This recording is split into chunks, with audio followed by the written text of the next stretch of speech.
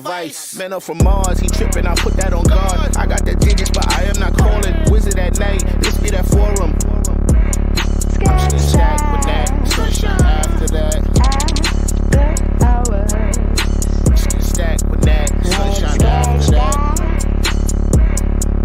So yeah, you know, I had a conversation with her, but it's like the signals is always crossed. I mean, like, I say yes, cause she asked me to say yes.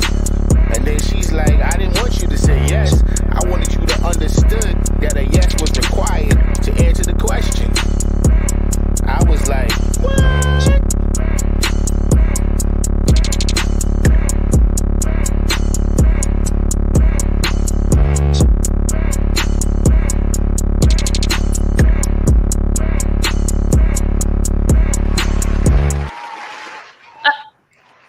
Hey y'all, welcome to the spot, the Stacked After Hours spot. I am your host, Natalie Cosby, and welcome to the show for Grown Folks Talk. We are back, and it's our season finale. So tonight, we are exploring why do we need a label? And when we think about that, I've been listening to folks talking about they're not really into marriage. Why do we need them? Even Whoopi Goldberg said, just, I like to keep them in rotation. I know y'all like, why are you talking about Whoopi? But some of the shit she's saying made sense. And then people are having children. So just the non-traditional relationship is going out the door.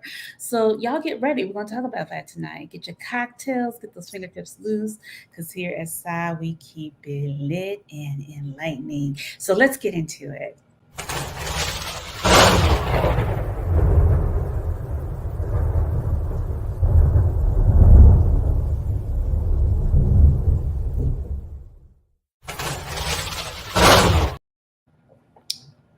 Oh, this is different. Okay. So tonight we have we're in a thruple. We're in a thruple. Tonight we have Brandon Scott as our panelist. He's like, And what did I get myself have into? a real intimate, real conversation around alternative relationships and why do we need a label. So you guys, I was recently talking to Anthea, and she's like, you got to watch Bridgerton. And when we were watching it, there was I don't want to spoil it for everybody, but one of the brothers was in this alternative relationship, as you so call it, and she was just like they had bought in another. It was a throuple, and I think they were just like, I want to be in a serious relationship. He's like, I need to be free. I don't want to do that. So I'm like, I want to like, what is alternative relationships in your mind when somebody steps to you like that? And have you ever been in that situation where somebody has offered you that, or you just kind of consciously slide into that? But I want to kind of define what is an alternative relationship in the first place.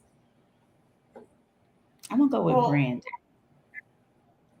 Thea was just, well, first Oh, of go all, ahead. Anthea was ready. Go on, Anthea. Say hello, Natalie. Come on. No, Ladies first. I was actually gonna say, what is a traditional relationship in our minds? What is a traditional? That's a good question. For me, I think societal norms of a traditional relationship for Black people is a Black woman and a Black man getting married or getting together, getting married, having kids, living their lives, and going through their whole lives together until they die. And not that they don't do anything fun, because I'm not making it sound fun, but through that You time making they it stay sound with boring as hell. I mean, it's normal, and normal doesn't necessarily mean boring, does it? No. Well, No. traditional is kind of boring if you want to think of it like that. Like, that's kind of boring. But you brought race into it because you said, a black man and black woman, Dr. Umar, as well. So I'm appreciative of that, but there's so many layers to this. And I like the fact that let's define what traditional is. So traditional is male, female, get married, have kids, that type of thing. There's no outside relationships within that. Is it strict monogamy? Strict? Yeah, everybody's faithful, and that's what we like to believe because that's biblical too. And so our community is, predominantly Christian. So that would be traditional, unless you're like of another faith, like you're Muslim or something like that. Obviously, it's different because you can have multiple wives if you come from a religious or cultural background that allows that. But if we're speaking of America, traditional is male, female, husband, wife, faithful, have children. And in the Black community, is it non-traditional or cliche if your partner is not of the same race or religion? If you bring race into it and you're going to say none, I don't know if I would use the word non-traditional. That's interesting. Okay. I think it's a traditional with a twist because I think it depends on one of my brothers calls himself a race man. Like you're supposed to, he kind of like Dr. Umar, a race man. You're supposed to marry within the race so it can thrive. Well, if he's Pan-African. Right, very Pan-African, so on and so forth. So keep it within the family. Absolutely, because we want to grow our community strong. So we don't want our resources and finance, which men are part of resources in our community. And usually they are, breadwinners. So them marrying another race takes money and resources out of the Black community. So I'm with Dr. Umar on that. The deeper I know you ain't quoted Dr. Umar. The deeper part we'll get into later. And as part of all of this, when we talk about alternative, is going to be where he says, Black women should be okay with polygamy. With what? Oh, polygamy. Okay. Yeah. So you're okay with it as long as nobody knows you're sleeping with somebody else. But what if it was known that you're sharing a man? We can get into that later. So is that one of the things? Is that one of the common alternatives that are going on in our community? Absolutely. And that will be considered not traditional. Definitely not. Where you're sharing a man. Yeah.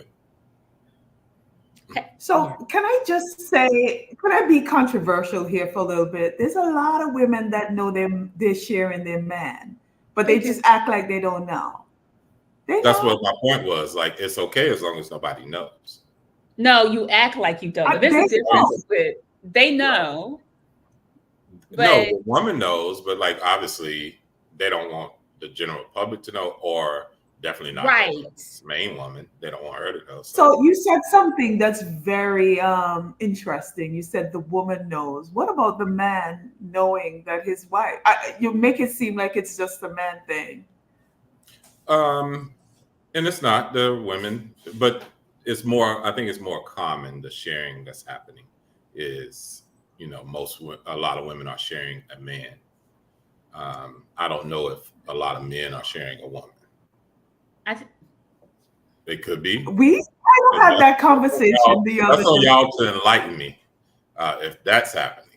But the situations I know, I think if women are sharing a man, if a man is sharing a woman, I'm sure the man does not know, because I don't think egos can possibly handle that, knowing that somebody else is sharing her.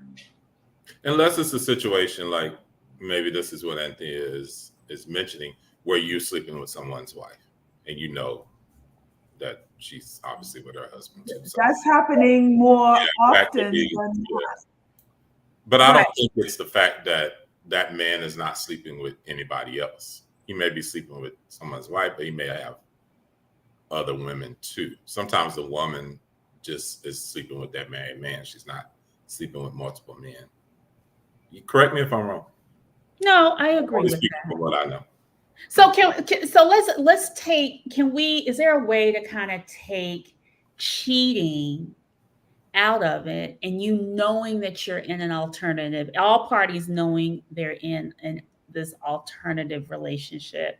There may be labels, there may not be labels. What does that look like for y'all? Or how do y'all define that? I don't know if if people are strong enough to emotionally stable enough to do that knowingly, and say it's okay. I think that people are okay doing it and everybody doesn't know. But I've heard and seen situations, people post stuff on Facebook, Instagram, or whatever. I think it was this one woman. She had 3 husbands living in the same house, or 3 boyfriends. May have seeking seen. brother husband. Yeah, and it was like, okay. And then she's like, it just took time and a process to kind of get there. And like, those men are like accepting of it or whatever. But I think it kind of has to be something mentally wrong with you. What? That's just my opinion. Really? So wait. So Brandon, okay, so let's go. I'm gonna dig a little bit. So you have a very close relationship with your ex-wife, correct? Yes. That's like, it's almost your person, but not. Is she your person? Would you call her your I person? don't know what my person means, because I'm saying, is she like, is this show about not giving labels? No, not giving labels. Okay, not giving labels. But let's say she's your ex-wife, but she's your go-to. Right. She's your go-to, your constant, right? Yeah. She's your go-to. You bring another woman in to your relationship, a woman that you're dating and intimate with. That's happening because if I'm not in a situation where I'm being intimate with both of them. But it's an emotional. You may not be physical, but are other women threatened by y'all's relationship as friends? Absolutely. The past has dictated that it was an issue. But I think what I've heard from Brandon in the past is that he's been open and honest about his relationship with his ex-wife. So I think that probably goes back to what he was trying to say, is sometimes some people just can't handle the truth, so they just keep it a secret. But I think that's a gross assumption, though, because there's some people that can actually handle the truth. Just say it like it is. Have you been able to date women and they can handle knowing that what you and Alicia have, which is a very strong friendship, or however you I didn't mean to call her name, your ex-wife, sorry. Sorry. Your ex-wife, knowing, Lord Jesus Christ. It's so intimate. I feel like nobody's watching. Sorry. But knowing the relationship that y'all have and the dynamic, do you feel, have there been women that have been able to accept that? Initially, they say yes because they don't know the extent of the friendship. And then she put, "I am watching." Sorry, girl. Go ahead. I'll let y'all know. Lord Jesus, that's flipped. That means I really like you. Go ahead. That's what it is. Initially, they say yes, and then when they recognize the extent of the relationship, like we see each other often, we speak often, then it starts to bother them. And I think they say, "Okay, wait a minute. I thought this was okay, but this is a little too much." And so long term, it starts to bother them more. Do you understand why it bothers them? Absolutely. Yeah. Yeah. I mean, like, I'm open and honest about that and having a conversation with them. I also let them know, like, she ain't going nowhere. So. And what about, Natalie, I think. Hold on. I ain't finished with this yet. How is it when she brings another man into the fold for you? Is it the same thing? She would have to answer that because I can't speak for that, like what that man is telling her. Uh-huh. In the past, it's happened. I've been around them, met them. Guys she's dated and things. So it wasn't, an issue when we were around each other, whatever. But he may have felt something, and had a conversation with her about it. Okay. One particular, like, you damned if you do, you damned if you don't. Okay. One particular incident is her mom passed. Obviously, I was very close with her mom, and then so we were all at the funeral and everything, and so he obviously felt like, oh, wow, he sees the history, and sometimes that's what it is with the new person. It's like, wow, these two have a lot of history together, and how can I compete with that history? Like, is she going to always be his go-to when he's dealing with something? Because that's his norm, and so I think that's the feeling that a woman has, is like, how do I compete with that? But if she recognizes you don't have to compete with that, we're learning and growing with each other, and so it's not a competition, because you're going to always lose that, because you're talking 30 years now, we've known each other, so you can't compete with that. Okay. I wanted to clear that up. Continue. But I wanted to just add, though, that that's exactly the topic. That's exactly the non-traditional of something that works for the both of them and their partners, and has been and will continue to be, that probably has no label. And I think as we get older, you have to be honest with yourself, right? And recognize, okay, this isn't an issue for most people, men and women. And so now what? So because I always say, like, the thing is like, when we talk about, you have different relationships. You have even let's say a throuple. One may be an emotional connection, another one may be an intimate connection, and they balance. You get one thing from one person, you may get another thing from another person. I mean, you even have that in friendships, right? Or whatever. Somebody may be able to feed you something that your intimate partner cannot. So I guess the question is just like, where are there boundaries? Are there not boundaries? How do you communicate when that one person is your go-to, but you're not intimate with them? But the go-to is an intimate space to be in. Well, it's balance, right? And so if you have somebody new, obviously initially you're spending time to get to know them, learn, grow with them. And so that other person is, kind of step back. If she's dealing with a guy or whatever, then I'm gonna step back. I know I'm not calling her at 10 o'clock at night to ask her a question. This is disrespectful to the relationship, right? Mm-hmm. So I think in that step back period, that's where the other person is like, oh, well, they're cool. It's all right. Like, there's no disrespect or whatever like that. But then as the progression happens, it's like, oh, wow, these two are close, or if they see it or see us, in the same space, then it becomes quite evident, like, oh, it's some connection there, right? Or what is that? And how are they not sleeping with each other? They're two attractive people, and they go visit each other, and they go on trips together. And so what is that, right? So that's natural to think that. So you would always want to set those boundaries based on the person you're dealing with. Like, what are they asking you to do? So do the vacations stop? The, visits stop? Like, you have to have those boundaries to make that other person feel comfortable with the situation and to build trust. But do you want it to? Do you want to go in a relationship? Say it again. Do you want it to stop though? Yeah. If you could have your druthers, Brandon.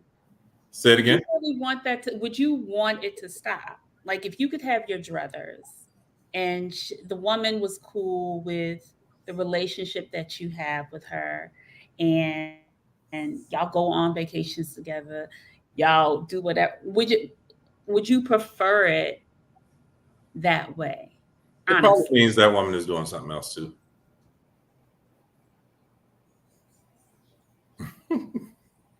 Whatever that something else is, I don't know. But she probably doing something else. If she's that clear and okay with it. And she's, go ahead. This is your ex-wife, your friend. Go on vacation for a week. It's fine. Yeah, you got something else going on too. So then it just becomes, okay, we playing this game. Anthea. I was just gonna ask, like, have you ever been in a situation where it's like the three of you guys are on a vacation together? No. At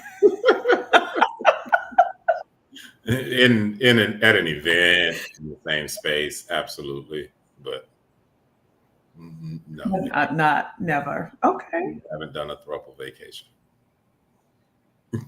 So somebody, no. I don't think I would want that. No sleeping in the same bed, Brandon. I'm hollering. I'm kidding. You don't have to answer that. I'm a Christian man. I'm just being my usual troublemaker self. That's all. So, do women want brother husbands? The brother husband seeking wives show. I feel like this is where it all kind of started, especially with that woman who was like multiple brother husbands, meaning multiple brother husbands living in the same. No. I just feel, when I look at that, I just feel somebody emasculating men. I'm sorry. And so when I made the statement that, they may be a little mentally challenged to be in that situation. Maybe that's not a fair assessment, but it feels and seems like a form of emasculation.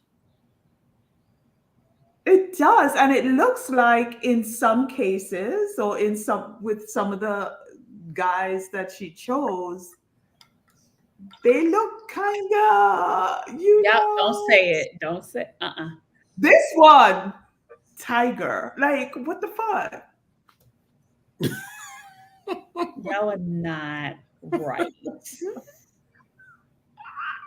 Listen, this is first of all, y'all, like, that's Anthea's statement. I just said I'm a little bit more. Y'all both basically are saying they look like they special needs. Are they slow? No, not on the spectrum. I think she was saying something else. I was saying they baby, but they baby. You know what, Brandon?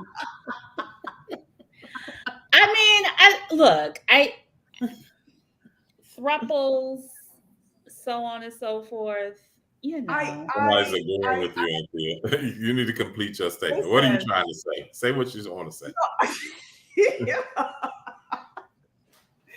This one, not that one, but the other one with the colored eyes. Come on now.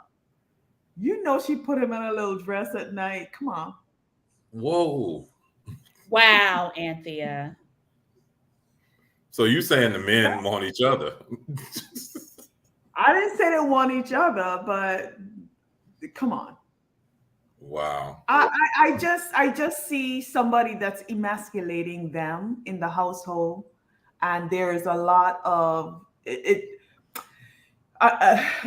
If they all agree that that's what works for them, that's fine, right? Don't get me wrong, but if you're choosing men, can you choose 3 men? I don't think that's the whole point. I don't think men are going to do that. They're not going to do that. I mean, I don't. That's exactly. But thank you. But let's be clear. That's exactly the point. But I think also there are women that don't want. They prefer to be in control. Beta. I mean, they want a beta man, and I don't think. Right. And that's just what it is. Just like there's men who want beta women, and there are a lot of alpha brothers who are out there secretively having these thruples or whatever relationships with multiple women, and we don't say nothing about that. I'm not saying anything about her and her 3 dudes or whoever they are. I'm not saying nothing. I am not. All I'm saying is, when I look at the man, it looks like yes, you are correct. Like she's the power person in the relationship, right? And it sounds like she speaks for them. She tells them what they should say, what they shouldn't say, whatever, which is fine. And they agree to that. That's fine. I just recently found out about, somebody told me about kinks and dominate, the dominant and the submissive and whatever. Maybe that's the type of relationship they have, and that works for them, and that's okay. Well, usually that is okay. I just prefer. Mm-hmm. Usually in any relationship, there's going to be a certain power dynamic, right? Whether, it's just 2 people, male, female, like somebody is, holding more of the power in that relationship. So clearly, if it's going to be a situation like this, she has to hold the power, or that could never work. Like if one of those men held the power, they wouldn't want to be in this situation. Like it wouldn't seem like they would. I don't know any powerful man that says, I want to be with a woman that wants to be with 2 other men. Like, that's a gross assumption there. I mean, it might exist. We don't know. It might exist right in front of your face, and you don't. I don't know any quote unquote alpha male that would want to be in a situation where their woman would want another man, let alone 2 other men. Yeah. So I personally prefer to be the submissive in a relationship, where, when I say submissive, I'm not into kinks or anything like that, but like, I prefer the traditional route. Do you present that? Do you present that you prefer that? Does your life present that? So a man would think like she would want that. I think when I'm in a relationship, I do. No, it can't be when you're in a relationship, because how do you get in a relationship? So if you're presenting something else prior to the relationship, I think I am. Oh, sure, this strong Black woman that's in control of her life. Hold on, wait a second. Let me speak, because see, that right there tells me you're not willing to be submissive. So take that word out your vocabulary. You won't even let me speak, and I ain't in a relationship with you. You need to go get you 3 of them men that woman got. Wow. Let me stop. Wow. As I was saying, you can't say in a relationship I'm a certain way. I think that's very confusing. As well, I can't say, and I'm in a relationship, I'm an alpha male, I'm gonna pay the bills and take care of my woman, and I'm not demonstrating that in my lifestyle. So you have to demonstrate who you are in a relationship, so a man can see that. How does one demonstrate that? By not cutting me off when I'm speaking. So like how you're interacting already with other men in your life. That's just one example. So one example, because that's interesting that you say that, Brandon, around the whole how you present. Because I think there's a lot, I'm not going to say every woman, but there are a lot of women, just based on where we are at this time in our lives, and especially in society, that there's a lot of dominant qualities that we have to put into play on a daily basis, right? So the whole submissive idea of women being submissive, especially when they may have power roles in their daily lives, sometimes it's turning off that beta is hard. And so therefore they may end up being in these roles where it's just like, okay, I don't have to be in an exclusive relationship, but I'm just going to have men that meet various needs, like this one, the woman here, to satisfy whatever I need to have. Because I think in the show, she doesn't sleep with the brother with the dreads anymore. He's more of an intellectual stimulation. He was the original husband, right? He was the original husband, but she got bored with sleeping with him.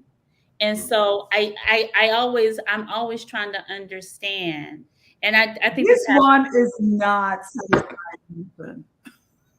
Anthea, focus. Right. I'm just saying, I think the thing is, it's just like, I think this is happening with, I wonder if women now are pigeonholing themselves to try to be in a traditional role, or men are trying to pigeonhole to be in a traditional exclusive relationship because that's what they see and that's what society is telling them makes them acceptable, successful, but their disposition is not warranting that. Does that make sense? I think, again, it goes back to everyone's emotional stability. So if you are in a certain emotional state that you can handle something like that, and a lot of people aren't, it can get messy and ugly.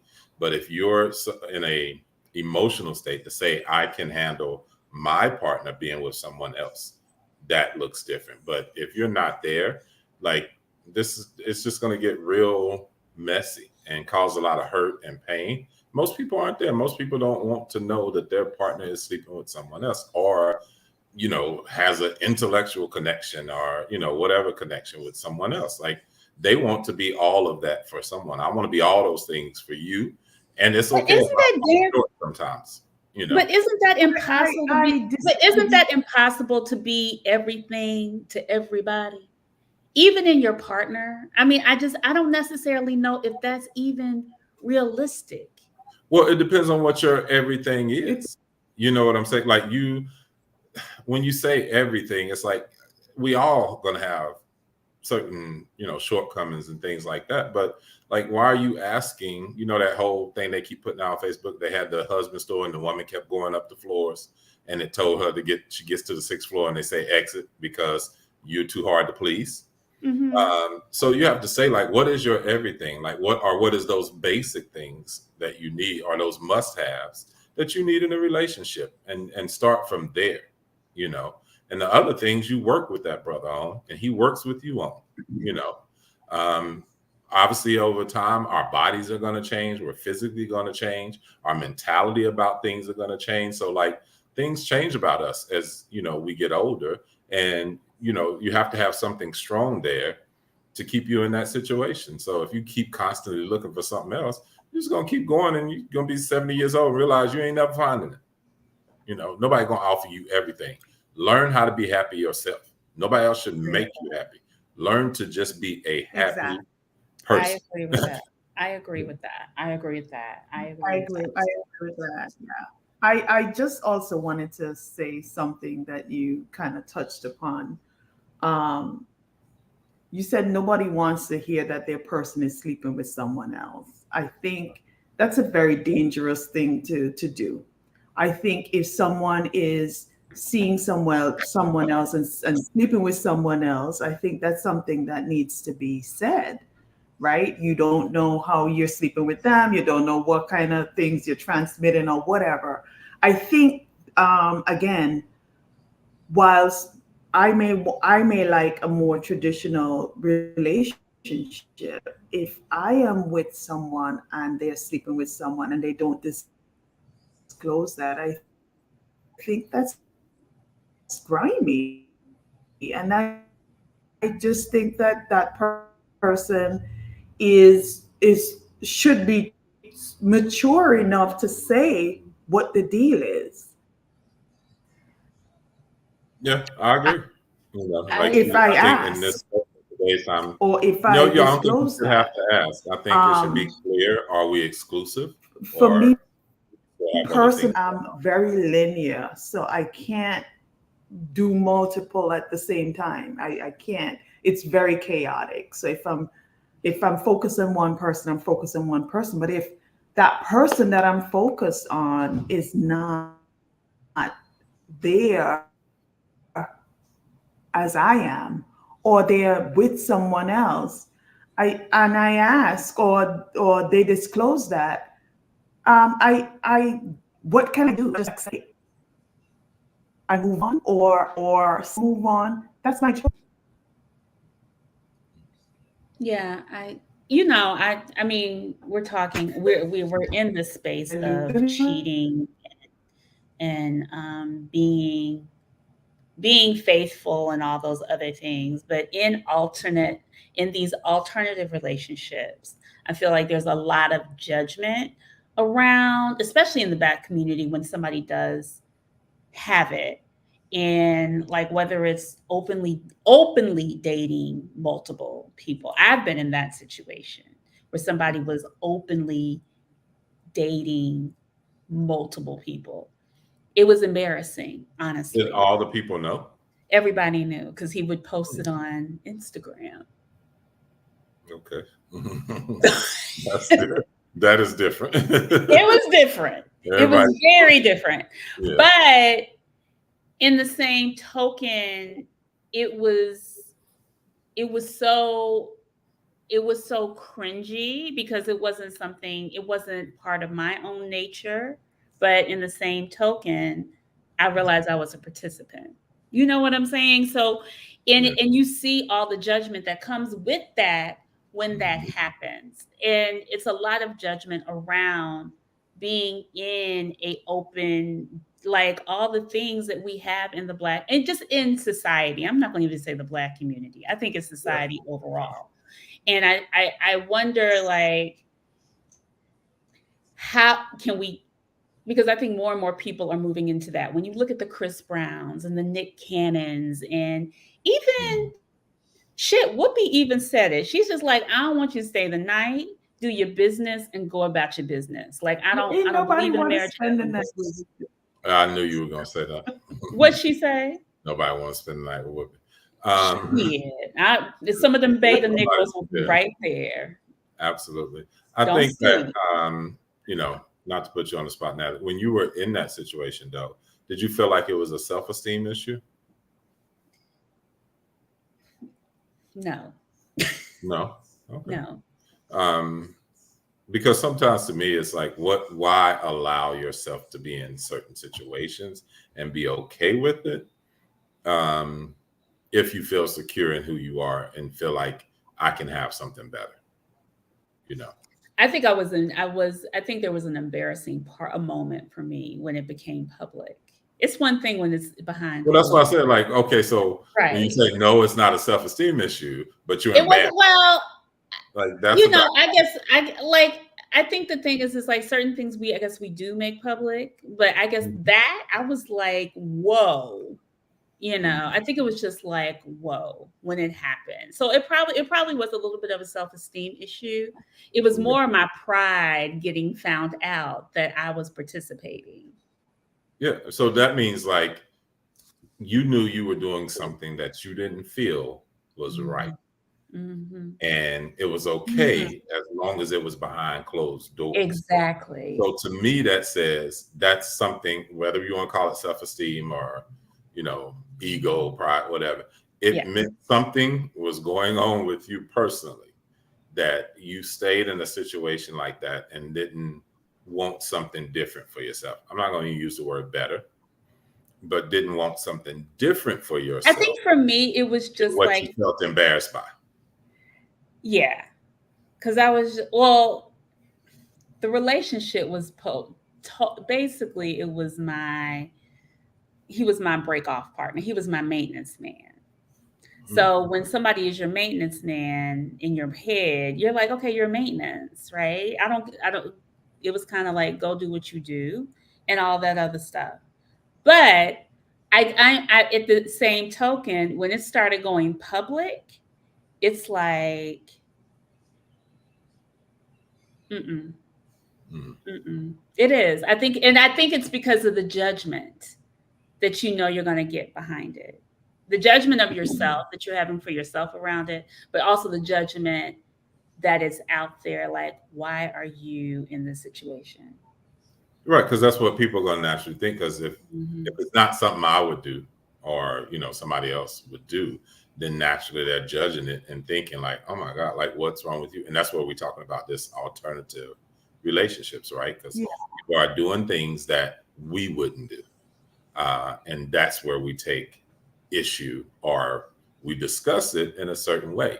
Just like this woman with these 3 husbands, boyfriends, whatever, living in the same house. Like, that is so, odd to us that we can't even fathom them. Like, we can't even, begin to think like we would never, even you are as the woman, you're saying you don't want that. You wouldn't even want to participate in that as a woman.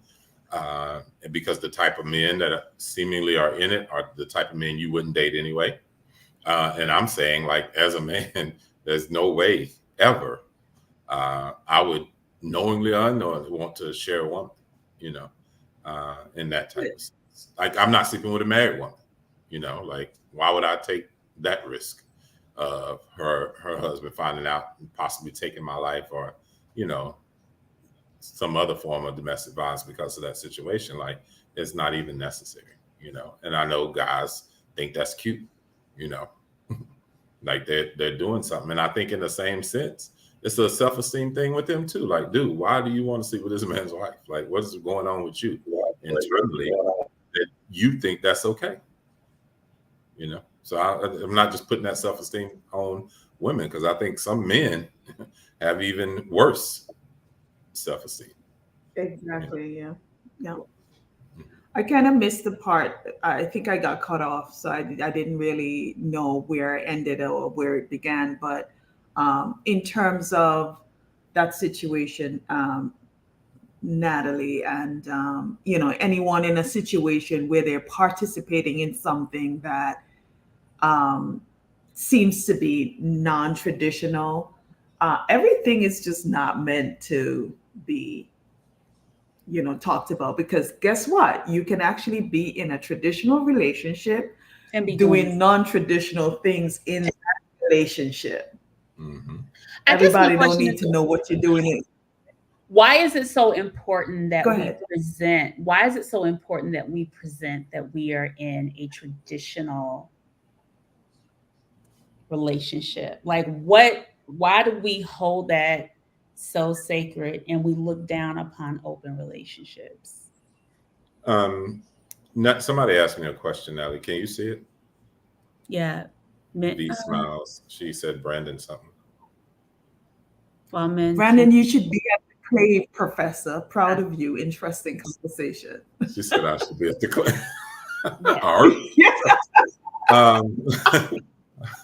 I should be if I wasn't going to Tanzania in a week. I would be in Tampa right now. I wasn't boycotting Florida. Some of the brothers are boycotting. It's the conclave. The conclave is, they're boycotting Florida, but I wasn't in that bandwagon. I just did go because I have another vacation going on as well, and still celebrating my 50th. So this was already pre-planned to go to Tanzania. But back to your question, now, can you repeat that? My question? Yeah. I said, why is it so important that we appear to be in a normal, traditional relationship when some people believe that monogamy is damn near impossible? And not saying damn near, but a lot of people believe like monogamy is really hard. And like the appearance of being in a monogamous relationship sometimes may trump actually being happy in the relationship. So I was just like, we're so quick to, you know what I'm saying? Yeah, I think it's more so because it's, quote unquote, the norm, or it's what we know, right? Like the traditional relationship is what we know. It's not, it hasn't been put out there enough and public enough. These open, quote unquote, open relationships as well. But with all these gender bending millennials and Gen Zs, like, I don't know what's going to happen in the future with relationships, because nobody even know who they are or what they want to be, or like, so it's going to be like somebody that's transgender and wants to go with somebody that's the opposite sex that they originally were. So I think it's the lines are going to be real blurred in the next 10, 20 years.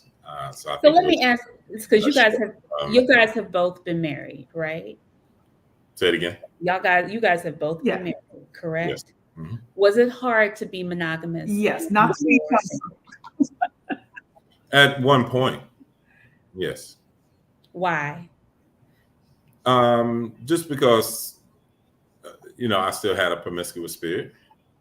And in my mind, it's what we did, like what men did. So it's like I didn't know too many men that were being faithful to their wives. Everybody, we thought it was cute, to have your side piece, your little YT, a little young thing, young tender.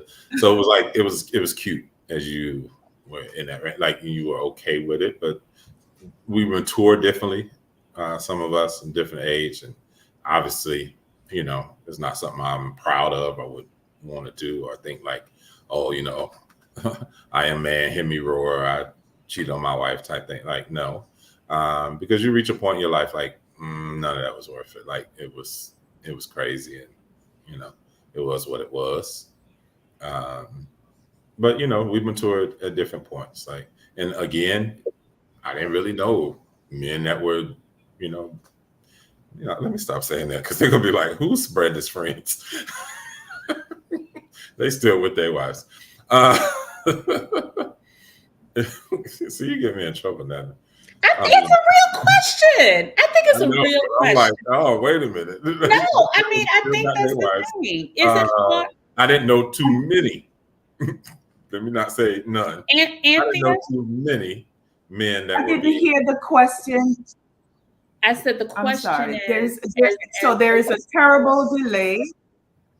There's a terrible delay, and sometimes it seems like I'm talking over or you're talking over. Okay. So please excuse me if I don't hear it. Yeah, that's all right. I said, did that storm make it to your area? Because you claimed it wasn't storming where you're at.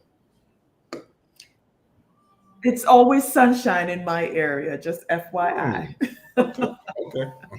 So Anthea, do you when you were married, did you find it hard to be monogamous? Mm-mm. You didn't? No. Okay. Did you cheat on your husband? No. Why did you ask that? Why did you laugh? Because he asked. No, I did not. You were like, no.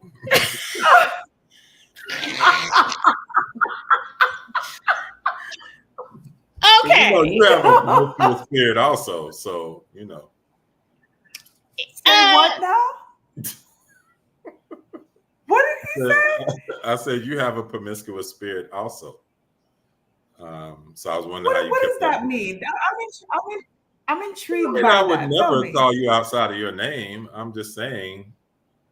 How do you know somebody? How can you tell a woman has a promiscuous? Seriously, I'm even right. But how can you even tell that, Brandon? Like they say about you women, like within the first 5 seconds meeting a guy until he opens his mouth and say something crazy, you would sleep with him. They say that, right? Like you see a guy, you're like, he can get it. Right? So we know what that look is too. Like men know what that look is. And so I think some women, wait, hold on. You call it sex appeal, you can call it, whatever. They give off a certain thing. And Sunshine, gives off that shine. She gives off a shine. Well, it's interesting. Jesus. No. No, seriously, I appreciate that feedback because it may not be that you are. You may make a man wait a year. I don't know. No. I really appreciate that feedback. I think there's a lot of assumptions sometimes about me, and there's just I just always wondered where it came from. I think my personality is really big, and it tends to seem like I am flirting in some situations, I guess, because I guess I'm very charismatic. So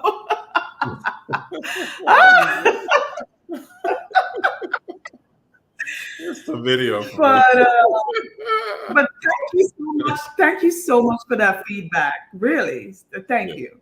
Absolutely. And I'll be honest with you. My ex has been told this about herself too, and I know she's not promiscuous, but men could think like, okay, she's a little flirty, she's a little touchy, Okay. She'll touch you if she's speaking to you, that type of thing. So, listen, I get it, and it can happen, and a man could be misled by that. I don't think there is anything wrong when you are openly, like, if you are an open, flirtatious person, it's an energy. It doesn't mean that, right? Like, and I like what I think, there is. Yeah, what my cousin said. There is. Oh, your cousin. Okay. I just saw Cosby. And emotional. That's okay. I really appreciate that. Yeah, and yours might be more emotional. Like it's a feeling. Natalie. Yes. Okay. Oh, mine is more. No, I was talking to you, Anthea. I was saying yours, might be more emotional, like than physical. Oh, got you. Yeah. Okay, got you. Because, like I said, I wasn't saying you go out and sleep with these men, but you can flirt with a man. You have that ability. You're probably not gonna pay for your drinks at the bar. Okay.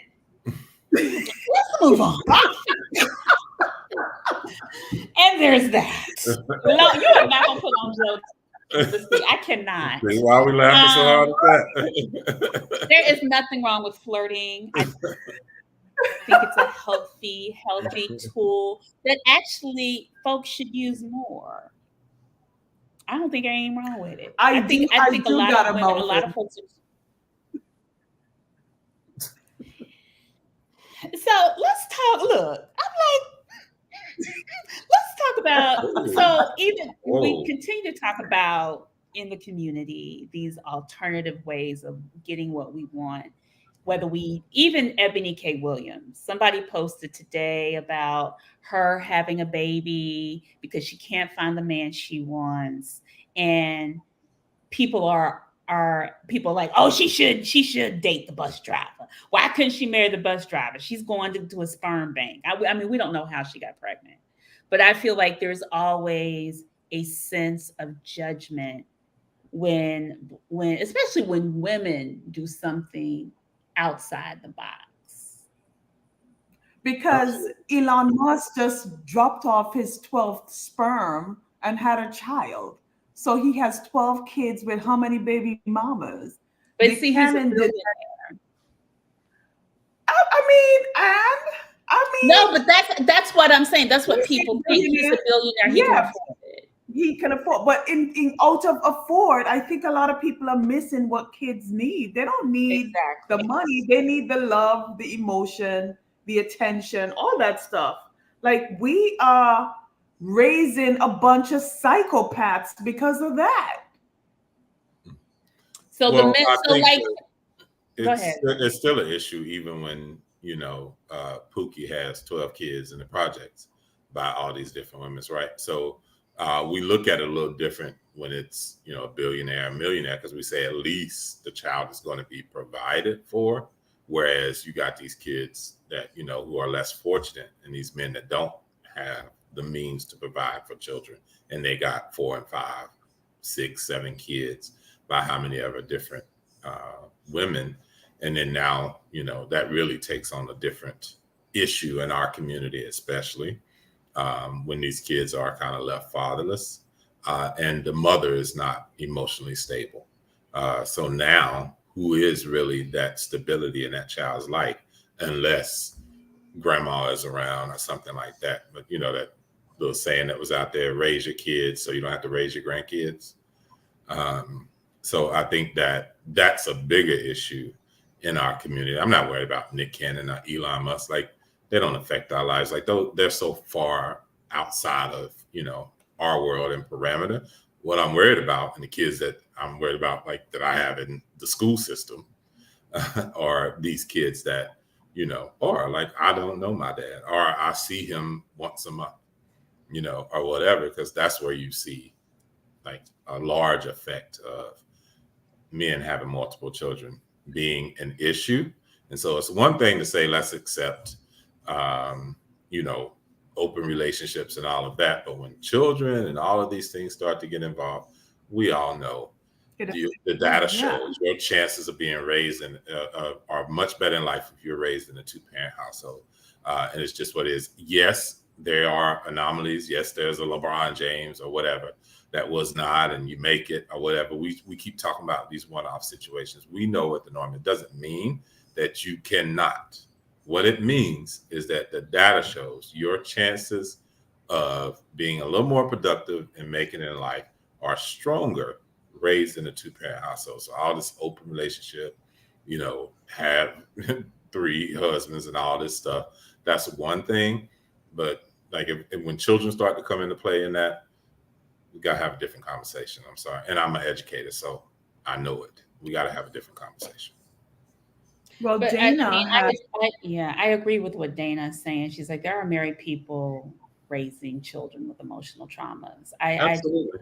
Because I think the other thing is like, it's a pattern, right? It's a pattern. You may marry someone who does not have the capacity or the examples, and then you get divorced, and then you go marry somebody else, and you end up with this construct of a crazy blended ass family that has all this trauma, and no, it's like you're constantly of search of something in somebody else, or you're constantly, and the child is seeing that, and so here we have this.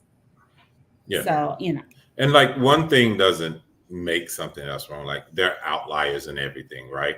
So me saying your chances are better, the data shows that, doesn't mean like, oh, no child that's raised in a 2-family household is not going to be messed up or as messed up as, you know, a child that was raised in a single-family household or whatever. We're speaking about dynamics and norms and stuff like that, and saying, okay, kind of what is the majority in those situations as well. It doesn't mean, like I said, a single mom can't raise a very productive, balanced child, because they absolutely can, or a single father can't do that if they figure out like what their tribe is and who's around their children and that type of thing. And even a couple, you know, has support, you know, to a certain extent, whether it's family members, you know, aunts, uncles, you know, whatever, that are supporting in the raising of that child as well. You know, I want to say, it was funny. I was at my brother's wedding and I saw this couple, and they were like, and I talked about my mom needing us to be married to sleep in the same bed when we go to her house, because she's very much a traditionalist. And the couple came up to me after, they're like, we love your speech, but we're divorced, but we're still together. So now, but in the same token, we date and we do what we do. And I was like, oh, this is interesting. Okay. I said, well, why did you get divorced? She's like, they were just like, the construction of marriage doesn't work for us.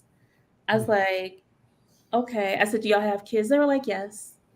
I'm like, okay. I said, but, and so I always, they're financially well. They probably are financially well, but I was just like, they were just like, the image of marriage is whack. And I was like, and some people feel that. I was like, okay, that's an interesting idea. Yeah, and it's okay for them to say that and say what works for them, right? In those situations, and as long as they're considering, okay, what does this mean for our children? You know, how do we make sure they're still good in all of it? as well, that mommy and daddy live together, but they're dating other people, right? Because it's not the norm. We know it's not. The kids could have different feelings or thought about it when they go to school. You know, I remember my goddaughter came home and told her dad, it's like, oh, my friend Liz has 2 daddies, you know, so she starts thinking like, what does that mean? Or like, now you got to have a certain conversation with your child, right? About that, because we see those things happening, and you know that happens in school, and the child is talking about it. Certain parents don't want their child talking about it, you know, or even want to have that conversation with their child, because then it looks to seem like something's wrong with Liz's family or something's wrong with Liz, right? Like, why does she have 2 daddies? Type thing. So like that's a whole nother dynamic when you start talking about alternative, you know, relationships and that type of thing. So it's all good when it's just the adults who, you know, are grown and can make their decisions and everything. But when children are involved in that, I think that's a different layer to say, oh, now how are we handling this? And how are we making sure everybody is good? Like, well, I don't know. I don't think that woman has kids, or they're not in the household or whatever. But if she has smaller children, if they're in the household with her with these 3 husbands or 3 boyfriends, like, what does that look like to a child? You know, just a thought. They know, they're just like, we know how to get married. We may not know how to stay married, but we may know how to get mommy knows how to get married. I mean, I guess what I always wondered, like, back to Ebony K. Williams, and just like, I know there's a lot of successful Black women who are not married at our age, and they're like, okay, I don't have a husband, but I want the child, or such and such, and because I don't want to do the bus driver, I don't want to do this, I don't want to do that, but this is what I want. And I don't think they're outliers. No, I'm saying they're not. There's a lot of single Black women our age who are not doing that. They're just like, I'm not gonna marry, but I'm gonna get the child anyway, or I'm gonna whatever. I'm gonna continue to just date young men. For me, kudos to her if that's what makes her happy. She wants to have her child when she wants to have her child. She probably didn't get it, you know, the meet the person that she said she wanted to meet. And I've followed a lot of conversations from her, because I know she gets a lot, like, a bad rap because of her power, her intelligence, her masculinity, as she says, mask in of everything feminine. Like she says, I know I'm masculine, but I have to do my best. She said all of this is just to cover the masculinity in her. And so I look at her, how she navigates all of this stuff, and I applaud her if that's what makes her happy. Now, I'm not going to no sperm bank to get pregnant or anything like that. But if that's what makes her happy and that's what she want to do, I don't have a problem with it. Yeah, and I think it's definitely a thing. It happens, right?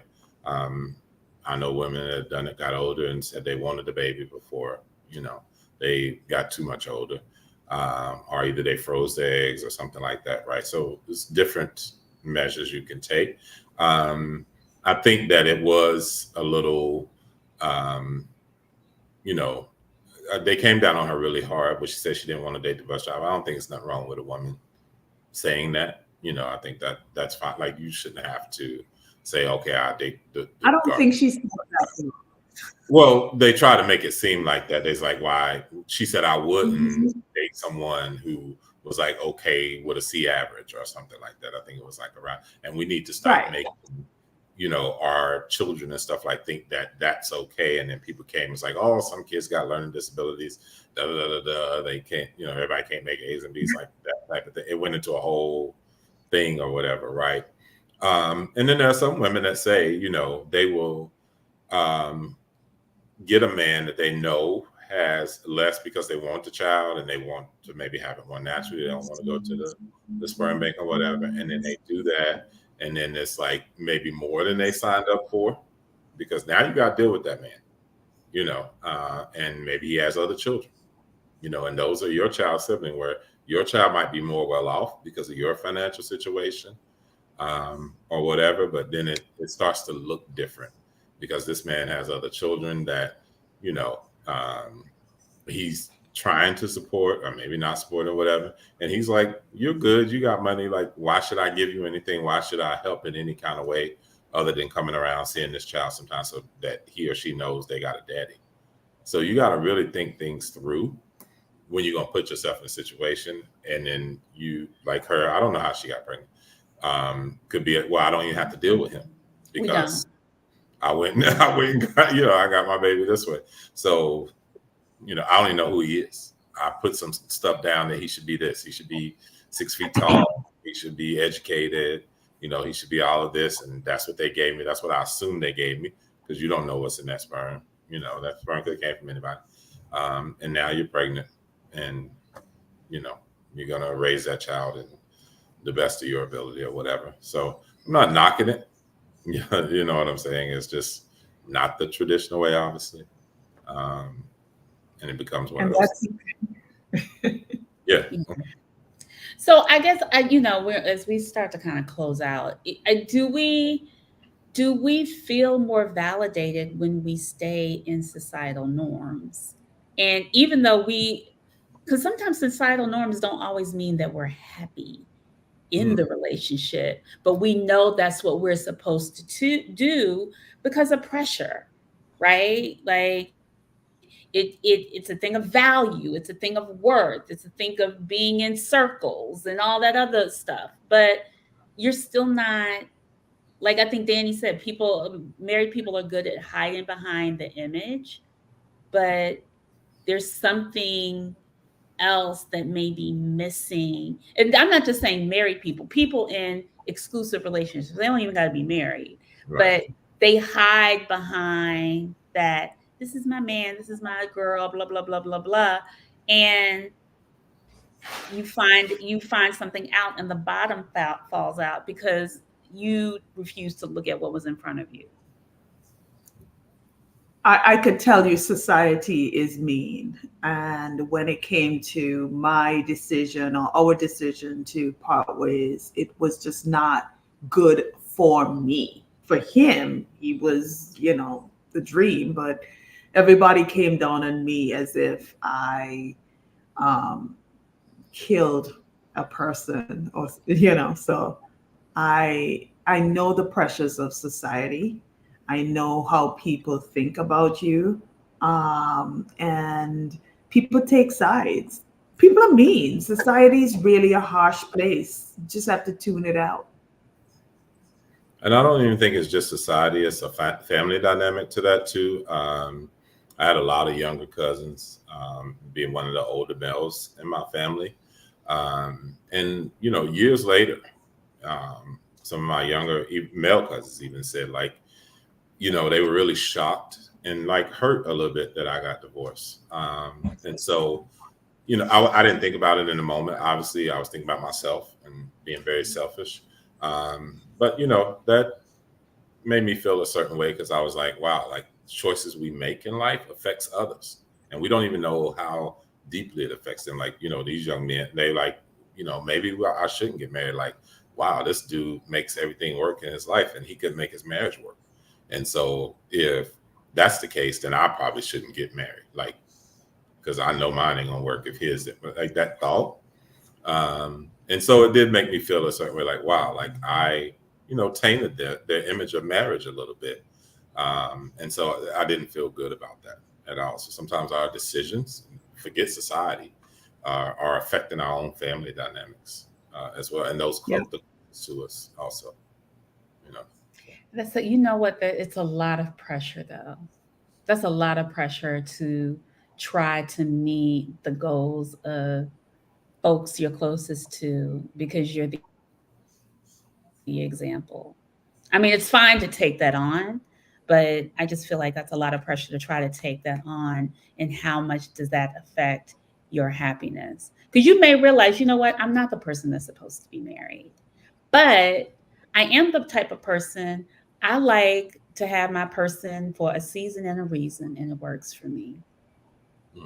But I don't know if my family can handle that, or my friends can handle that, because they see it as me being promiscuous or loose or unstable, when it's really what goes with my personality. And I was like, how do we start to change that mindset around what people do really ain't none of our damn business? I don't know if we can change the mindset. Drink water and mind your business. I don't know if we can really change that mindset though. That's kind of, what is, I mean, like, even, when you start talking about society and religion and all that, even our government norms, right? Like, you get certain tax breaks for being married. Like, everything is structured around get married, have some kids. Like, that's what keeps a society. It's a machine. Families, are what keep a society going. If you have strong families, they tell you that you have a strong church. You have strong families, you have strong community. Now, what does family look like? Like, we start talking about same-sex marriages. We start talking about women having children without the man. Like, so now what does that family unit look like? And how are we starting to define that, as time goes on as well? So can we still have strong communities with all these alternative situations? I guess that's the question. Can we? I think we can. I think we have it anyway. We just don't want to verbally define it. It's happening all the time. A strong community with lots. I think the blended family is very much that. I think it's, look. Where the man is not the power source. Like, where the man is not the power source. Yeah, I don't know if that exists in history. Like, the alternative situations we can think about is like, what is it called? Like, out in Utah or whatever. Like, the Mormons, polyamory.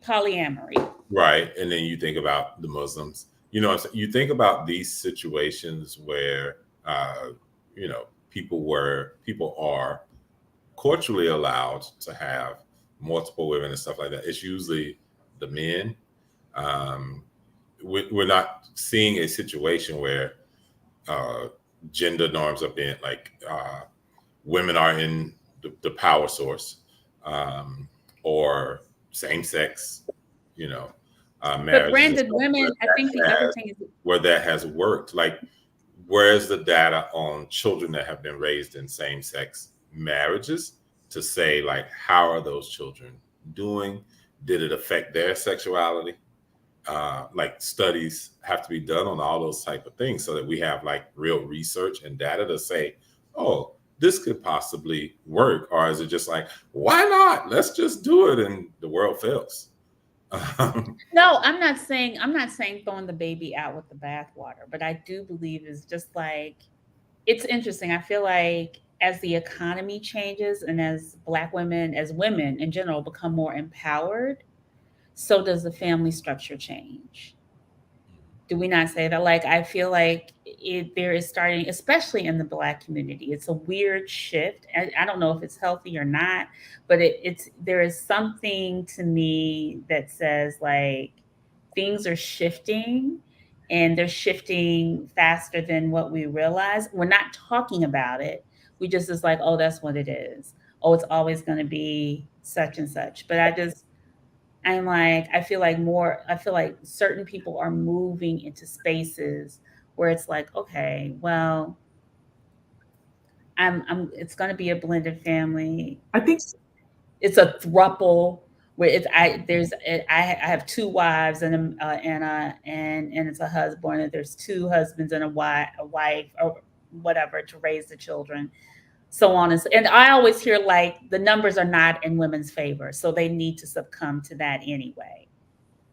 I mean, that's true data, right? And in a sense, and depending on where you're at too, right?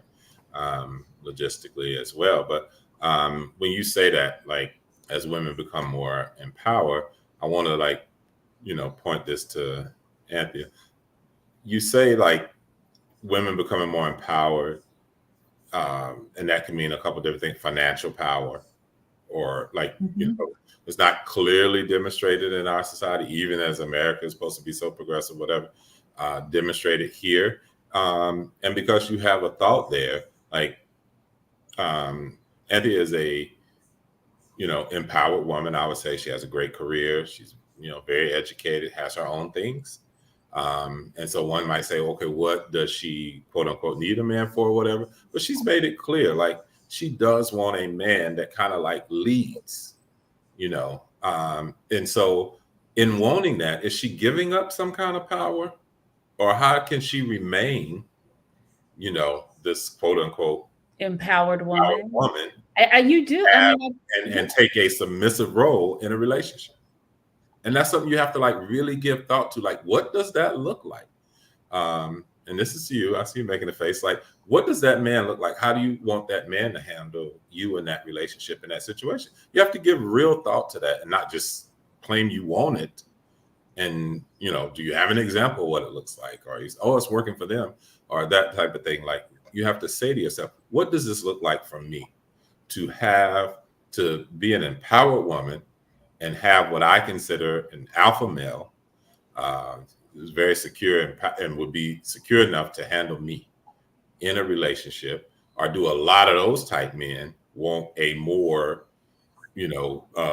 outwardly submissive woman that they feel like they don't have to, Brandon, can you give I don't us, want to use the word tame. Like, I don't want to no, but can you give us in your mindset, in your mind, what does an outwardly submissive woman look like? Where you are clearly in financial control of that situation. Like, let's just start there, because that's the basic. Like, I make more than you, so I really kind of get the last decision because I'm in financial control of the situation, which automatically puts that woman in a certain position or space. Right? Okay. You see what I'm saying? Okay. But if she makes more than me, and she's already proven to be capable of handling, everything she needs to handle, and we're just coming together and trying to build from that space, sometimes it's intimidating to me, and they don't know what that looks and feels like, because she's been making decisions on her own. And so now I say, hey, baby, we're trying to save for this. Like we said, we want this type of house. And she's saying, but I want to go on this vacation. And she got the money. Like, what do I say to her? Like, no, this is what we agreed to. So now and I'm just using a very broad, generic example. Now that makes me start to feel a certain way, because, when I was with this other girl and I said, hey, we're not doing that, she said, okay, babe, because she had the money to pay for it anyway. So we weren't going. Like, if I didn't pay for it, we weren't going. So that's where I say more like outwardly submissive in that sense, where it just seems like she's going to. And most powerful men, they don't go marry Michelle Obama. Like, they don't, and in that particular situation, Barack wasn't a powerful man at that time. Like, actually, Michelle was making more money. And then, obviously it probably shifted over time or whatever. It's interesting because, everything that you have referred to is about the financial power. Everything. It's still the number one reason people divorce. Absolutely. We can say all these alternative, you cheated on me. Most women will stay with the man if he cheated. Like, and the least people that know about it, the better, the less embarrassed she is about the situation. But if you ain't really put her out there like that, and she can't even go nowhere around that town because you slept with half the town and it's messy, she probably gonna stay with you, but your ass is broke, chances are she might leave. Like, finances are, they still are there. It's like, okay, I've been with you this many years, you can't get it together, dude. Like, and we say what that is, and even not just the lack thereof. Like I said, it could be a situation where we both are coming into this with strong finances, and now it becomes the power dynamic of what that means. And now we end up breaking apart because we couldn't figure that out, even though we both have money and we're both good. We're like, well, we can be good on our own, because now you don't have to question me. If I say I'm going here, I book my ticket and I go, meet me there. Like, that was working for me. you know. And so I asked that specifically of Anthea, like, what does it look like, this man that you want? What does that relationship look like? So I feel like there is an assumption here that I would automatically be in an acting role of submission versus my natural role. And I feel I have a natural, innate role that automatically, no matter where I am or no matter how much money I make, which that's the whole nother ball game. First of all, I am very happy that I was mentioned in the same sentence as Michelle Obama. But maybe I am not seeing myself as other people are seeing me, right? And I understand once I get in, and Natalie knows, all my friend knows, once I get into the house, I'm going to the kitchen, I'm making breakfast for people, I'm serving you, whatever. It's just in my innate personality. That's my personality, not acting or anything like that. And so I just feel like when I am in a relationship or like someone or whatever, I just automatically acquiesce to that role.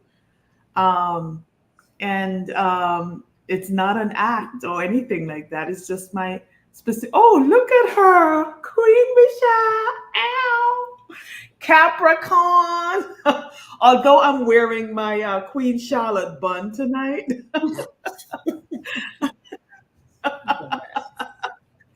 but that's an interesting question, Brandon, and that was an interesting analogy of what you talked about, of how people or dynamics may either come together or not come together. I have to say, though, my specific experience, the younger the guy, like 32, 33, 34, they don't care about none of that stuff. Cause they broke. They approach you like they are broke. Like, come on now. Like, look. Yes. No, we absolutely. About 30-something. Like 32. What we're not gonna do is make he's like, look, give me some. He's like, give me some of that season. Yeah. He wants a season. But they are not like, shy. And you're gonna take him to Antigua. Like he sees you on Instagram with your girlfriends on boats in Antigua.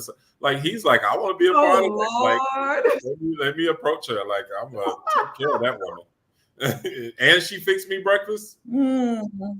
He ain't had that. He know ain't no 32. I happen to like. I thought you wanted somebody grown now. Come on now. What is your age range? Out there. Not saying you're looking, but what would be your age range since you threw out 32-year-olds? I think my cutoff would be around maybe 40 or so. 40. Okay. Yeah, about 40. I am not. There's no cutoff range at the top, except it for you just gotta be. You gotta be Sprite. They could be 72, but they just gotta like that's active. He got his right faculties. He don't smell like Old Spice, and he don't wear them shoes, them sandal shoes. Because old could happen at 55. It can happen at 95. So that's true. But seemingly somebody might put a cap, and say 60 or something. Because I would date Dr. J. Sorry, Keith. If he came up to you tomorrow, Dr. J is fine. How old is he? He's got to be 75.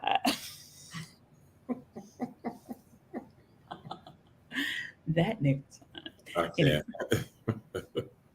I think that would definitely be not Steve Harvey, Dr. J. Don't play with me. Yeah. Google might have put Steve Harvey as Dr. J. I think I wouldn't go past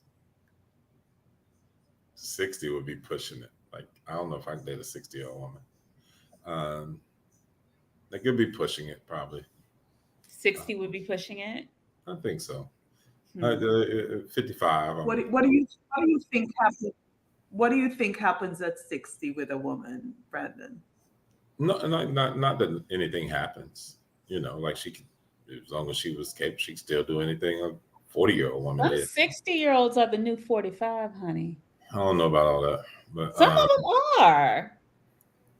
No, because you can't reverse. I'm the just knowledge saying that's their down spirit and how They they lost the knowledge. Oh, their spirit. Okay. in their spirit and how they look. They've taken care of themselves. They look better than some 45-year-olds. It's true, but I don't know if I would necessarily base it on just that though, like just the look, per se. They're wise. I said I don't know. And I didn't say I would never, but I they don't may like right not now, give a damn anymore.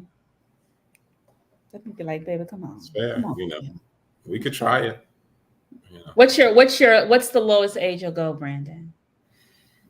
I'm probably with Anthea on 40. Like 40. Probably needs to be 40 plus. Okay. Yeah. And I generally like an older woman, just not 60, but like I would 55. 60 is, I mean, you are 50. Like now, after, like we all the same age now. I know we're a little bit older, but come on, after 50, we all the same age. After 50, we all the same age. It's okay. Like, I mean, my ex-wife is older than me. You know, and you sound like our daddy anyway, so we'd be like, you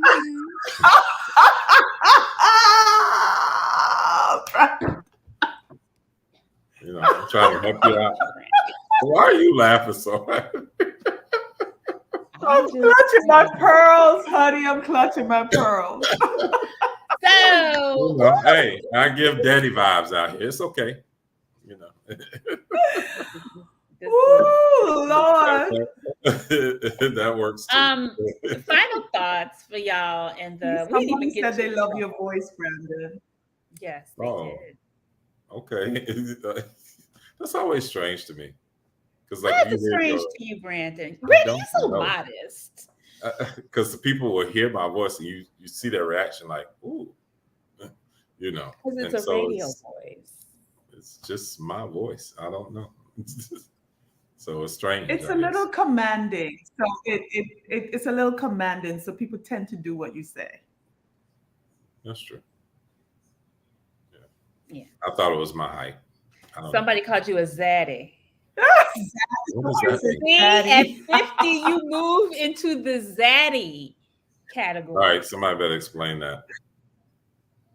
What does zaddy mean? Brandon, could I say something? When you came out at your birthday party, that was zaddy. That was just an entrance. That was zaddy vibes, boo. It's okay. Now I'll be like, well, I might be afraid to Google zaddy on my phone. It'll pop up. Montaigne, find us. Is that like a young people saying, like, that's what women, is that what women say about men? Or like means an older man? It's an older sexy man. Idris Elba is a zaddy. Okay. See, see you in this. You put Anthea with Michelle Obama. You with Idris Elba. How about that? Okay. I'll take it. You'll take it. Okay. I'll take it. Yeah. Okay. All right. That's all well. Right. Woo! This one was interesting. Yeah. You know what? Whoa. Wow. These are the zaddies. I'm done. I am hollering. That's hilarious. I saw that video before. Listen. Hilarious. Listen.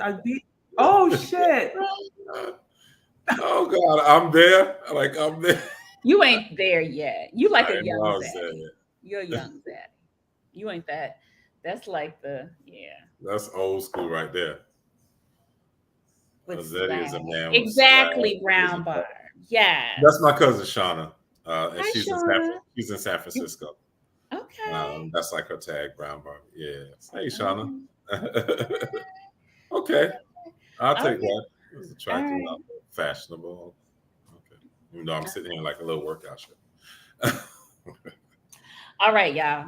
Well, we have come to a close. The close of the season. Thank you, Brandon. Thank you, Sunshine. We will be back in September. We're going to have probably a couple of meetups in the summer. So we hope to see y'all soon.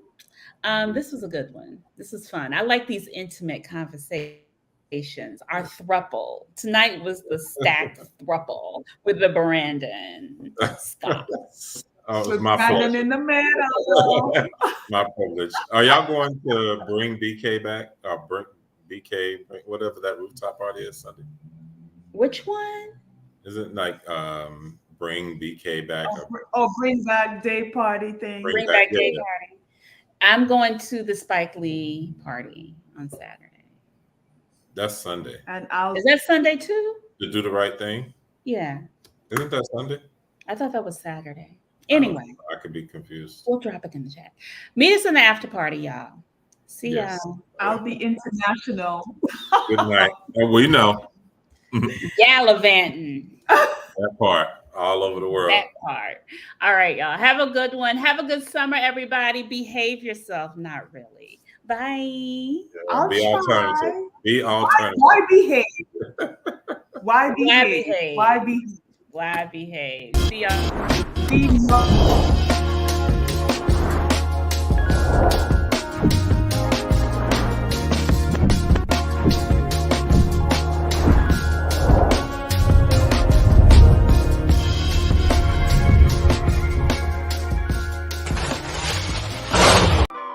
Join Stacked After Hours, The Spot,